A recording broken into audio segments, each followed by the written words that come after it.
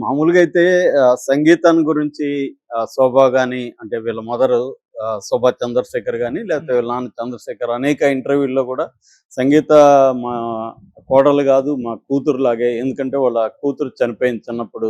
So, ఇప్పుడు మా కూతురు ఉండుంటే కూడా ఇంత మంచిగా ఉండుండకపోవచ్చు. అంత మంచి అమ్మాయి అని వాళ్ళు చాలా ఇంటర్వ్యూల్లో సంగీత గురించి చెప్పారు. హ్మ్. At the same time Trisha గురించి వాళ్ళెక్కడా బయట ఒక మాట మాట్లాడలేదు. ఫస్ట్ టైము వాళ్ళ పేరెంట్స్‌తో త్రిష కనబడిన పబ్లిక్ ఇదొచ్చి మనకి ఈ విజయ్ ప్రమాణ స్వీకారం రోజు కనపడ్డారు. అది గూడా వాళ్ళతేమీ ఆమె దగ్గరగా కూర్చోవడం గానీ, వాళ్ళతో కలివిడిగా ఉండడం గూడా కనపడలేదు. జస్ట్ ఒక మదర్‌ని ఒక హగ్, దూరం నుంచి ఒక హగ్ చేసుకొని వెళ్ళిపోయింది తప్ప, ఆ అమ్మాయి వీళ్ళతో అంత ఈజీగా గడపలేదు. అందువల్ల అందరికి అనుమానం ఏందంటే, వాళ్ళ అమ్మ, నాన్నకి త్రిషతో ఉండడం ఇష్టం లేదు విజయ్. వాళ్ళ సంగీతాన్ని మళ్ళీ కలపాలనేదే ఉంది వాళ్ళకి.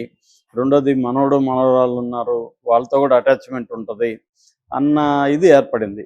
దీని తర్వాత ఆమె సంగీత ఆహ్, దానికి అదేంటి ఫ్యామిలీ కోర్ట్ చెంగల్పట్టులో డైవర్స్ పిటిషన్ ఎయడం.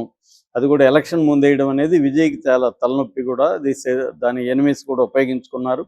అక్కడ పేరెంట్స్‌కి కూడా కొంత కోపమొచ్చిందని చెప్తున్నారు. ఎన్నైనా ఉండొచ్చు. అది వితిన్ ద ఫ్యామిలీ పరిష్కరించుకోవాలి.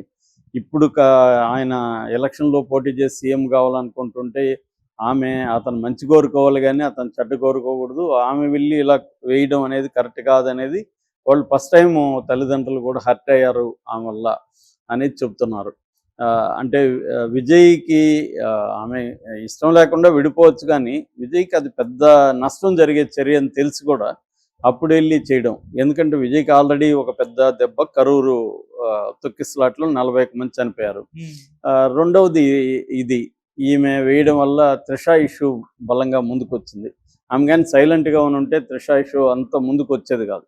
ఆమె ఓపెన్‌గానే, అంటే త్రిష పేరు రాయలేదు గానీ క్లియర్‌గా 2021 నుంచి ఒక యాక్ట్రెస్‌తో తిరుగుతున్నాడు అని చెప్పి ఆమె ఇన్ఫిడిలిటీ అండ్ క్రూయల్టీ ఈ 2 గ్రౌండ్స్ మీద వేసింది. హ్మ్. అయితే అది కొంతవరకు పనిచేసి ఉండొచ్చు కానీ, అది పెద్దగా ప్రభావం, అంటే ఆయన అధికారంలోకి రాకుండా అడ్డుకోలేదు ఆ ఇష్యూ. అది కొంతవరకు మేనేజ్ చేసుకోగలిగింది వాళ్ళ టీము, పీఆర్ టీము. హ్మ్. దాని తర్వాత ఆమె మళ్ళీ దాన్ని కంటిన్యూ చేసింది. ఈయనొచ్చినాక కూడా కనీసం ఇతనికి అభినందనలు తెలుపుతూ ఆమె గాని, సంగీత గాని, వాళ్ళ పిల్లలు జేసన్ సంజయ్ అండ్ దివ్య శష వాళ్ళిద్దరూ కూడా ఒక ట్వీట్ గాని ఏమీ చేయలేదు. అట్లా నెగిటివ్‌గా కూడా వాళ్ళెప్పుడూ మాట్లాడలేదు. సో, పబ్లిక్‌గా వాళ్ళెక్కడా మీడియా ముందుకు రాలేదు. అంతవరకి విజయ్‌కి ఊరట అని చెప్పొచ్చు. అయితే దాని తర్వాత కూడా గెలిచిన ప్రమాణ స్వీకారం రోజే విజయ్ కూడా క్లియర్‌గా పవర్ సెంటర్ నేను ఒకడే ఉంటాను, ఇంకెవరు ఉండరు, ఒకే సెంటర్ ఉంటుంది పవరు, వేరే సెంటర్ ఉండదని కూడా క్లారిఫై ఇచ్చాడు. ఎందుకంటే అప్పటికే త్రిష డిప్యూటీ సీఎం అవుతుందని, తిరుచిలో ఈయన రిజైన్ చేసినాక ఆమె పోటీ చేస్తుందని, హోంశాఖ మంత్రి ఇస్తారని, జయలలిత, ఎంజీఆర్ లాగా ఈ జంట కూడా ఉండబోతున్నారని ఇలాగా విపరీతంగా మీడియాలో వచ్చింది. ప్రజలు కూడా అనుకున్నారు. దాన్ని అక్కడే డిస్కంటిన్యూ చేయాలని చెప్పి విజయ్ ఇచ్చాడు. అయితే ఇచ్చిన తర్వాత కూడా ఆమె, విజయ్ కలిసి మన అజిత్ వాళ్ళ మదర్ చనిపోయినప్పుడు ఇద్దరు కలిసి రావడం, ఒకేసారి అజిత్‌ని పరామర్శించడం, ఇవన్నీ మళ్ళీ పుకార్లొచ్చాయి. ఆ తర్వాత ఉదయనిధి స్టాలిన్ కామెంట్లు చేయడం, హ్మ్. దాని తర్వాత ఉదయ్ కుమార్ అని మన ఏఐడీఎంకే మాజీ మంత్రి, ఆయన కూడా కామెంట్ చేశాడు. దీని తర్వాత మదురైలో ఒక త్రిష వెల్ఫేర్ అసోసియేషన్, త్రిష నర్పణి మండలం అంటారు దాన్ని. నర్పణి మండలం అనేది ఒకటి ఏర్పడింది. వాళ్ళు బాగా యాక్టివ్‌గా త్రిష రాజకీయాల్లోకి రావాలి, స్వాగతం అని పెట్టారు. ఆ తర్వాత కూడా ఉదయ్ కుమారు, ఉదయనిధి వ్యాఖ్యల్ని ఖండిస్తూ కూడా వాళ్ళు మదురై అంతా కూడా పోస్టర్లు, ఫ్లెక్సీలు పెట్టారనమాట. సో, అప్పటి నుంచి కూడా త్రిష రాజకీయాల్లోకి రాబోతుందన్నారు. సడన్‌గా మొన్న ఆగస్టులో, ఈ మంత్‌లో ఆమె విత్‌డ్రా చేసుకుంది సంగీత. ఇది అందరికి షాక్ ఇచ్చారు. అంటే ఆమె ఎందుకేసినట్టు, మళ్ళీ ఎందుకు విత్‌డ్రా చేసుకున్నట్టని. సో, దాని తర్వాత వచ్చిందేంటంటే క్లియర్‌గా ఒక వీళ్ళంతా ఒక నిర్ణయానికొచ్చారు. పంచాయతీ అయిపోయింది. విడాకులు ఇద్దరు కలిసి విడాకులు తీసుకుంటారు. ఆమెకి ఏమేమి డిమాండ్స్ ఉన్నాయో, అంటే ఆమెకి ఒక ఇల్లు కావాలి, వీళ్ళున్న ఇల్లు చెన్నైలో కావాలి. అలాగే ఆమె భరణం 250 కోట్లు ఎంతో సెటిల్ అయిందని చెప్తున్నారు. తర్వాత పిల్లలకు సంబంధించి కూడా విజయ్ హెల్ప్ కావాలి. ఎందుకంటే ఆ అబ్బాయి ముఖ్యంగా సిగ్మా అనే సినిమా తీశాడు, అది ఇంకా రిలీజు పోస్ట్పోన్ అవుతా ఉంది. సో అబ్బాయి డైరెక్టర్గా నిలబడాలంటే ఖచ్చితంగా విజయ్ హెల్ప్ కావాలి. సో అలాంటివన్నీ కూడా విజయ్ చూసుకునేట్టుగా ఒక ఒప్పందం జరిగిపోయింది. ఎప్పుడైతే ఇది క్లియర్ అయిపోయిందో ఇంకా ఓపెన్ అప్ అవుదామని త్రిషాని నిన్న తల్లిదండ్రులు, వీళ్ళ విజయ్ తల్లిదండ్రులు ఓపెన్గానే తమతోనే తీసుకొచ్చారు. అందరూ కలిసే వచ్చారు.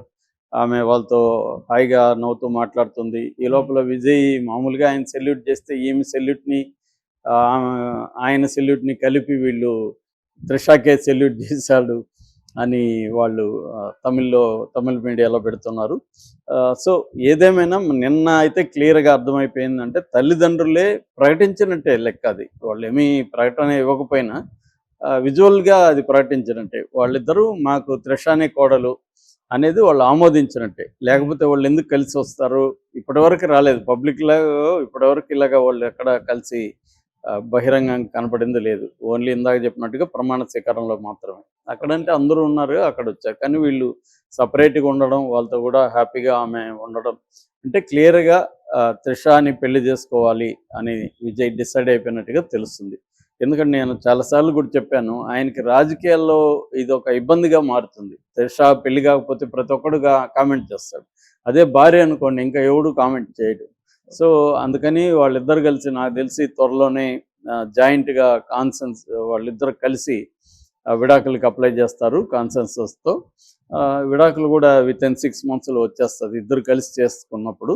సో రాగానే వీళ్ళు పెళ్లి డిక్లేర్ చేసే అవకాశం ఉంది. ఈ లోపల ఎందుకు తల్లిదండ్రులతో కనపడడం అంటే అది కూడా ప్లాన్డ్గానే ఇమేజ్ బిల్డప్ కోసమే చేశారు. ఎందుకంటే ఈ ఉదయనిధి స్టాలిన్, ఉదయ్ కుమార్ వీళ్ళు కామెంట్లు చేస్తున్నారు కాబట్టి తల్లిదండ్రులతో అమ్మాయి అపీర్ అయిందనుకో, ఇప్పటి వరకు విజయ్తో మాత్రమే పబ్లిక్ అపీరెన్స్ మనం చూసాం. తల్లిదండ్రులతో కూడా అపీర్ అయితే కాబోయే కోడలు అనేది ఒక పిక్చర్ వెళ్ళిపోతుంది జనాలకి. కాబోయే కోడలు అనేసరికి ఈ నోర్లు కొంత లేవడం తగ్గిపోతుంది. ఎందుకంటే కాబోయే కోడలంటే ఇంకా ఆల్మోస్ట్ భార్య అన్నట్టు, ఆమెను అనడం కరెక్ట్ కాదన్న ఒక ఇది పెరుగుతుంది జనాల్లో కూడా. ఆమెను ఇప్పుడు అంటే హర్ట్ అయ్యే అవకాశం ఉంది. అందుకని ఈ నిర్ణయం తీసుకున్నట్టు విజయ్ కనిపిస్తుంది. ఎందుకంటే విజయ్కి మామూలుగానే ఆయన మైనారిటీ ప్రభుత్వం అని చెప్పాలి. ఎవరు విత్డ్రా చేసుకున్నా ఆయన ప్రభుత్వం కూలిపోయే అవకాశం ఉంది. 108 సీట్లు వచ్చాయి. 234 పోటీ చేస్తే ఆయనకి 108 వచ్చాయి. సో కాబట్టి ఆయన జాగ్రత్తగా ఉండాల్సిన అవసరం ఉంది. ముఖ్యంగా పర్సనల్ వ్యవహారాల్లో ఎటువంటి మచ్చ లేకుండా చూసుకోవాల్సిన అవసరం విజయ్కి ఉంది. అందుకని వితిన్ 6-7 monthsలో ఆయన పెళ్లి చేసుకునే అవకాశం ఉంది. ఈ లోపల పుకార్లకి వీటికి చెక్కు పెట్టడానికే అఫ్సెల్గానే వాళ్ళ అమ్మ నాన్నతో ఆ అమ్మాయిని ఉండేట్టుగా విజయ్ ప్లాన్ చేస్తున్నట్టుగా మనకి అర్థమవుతుంది.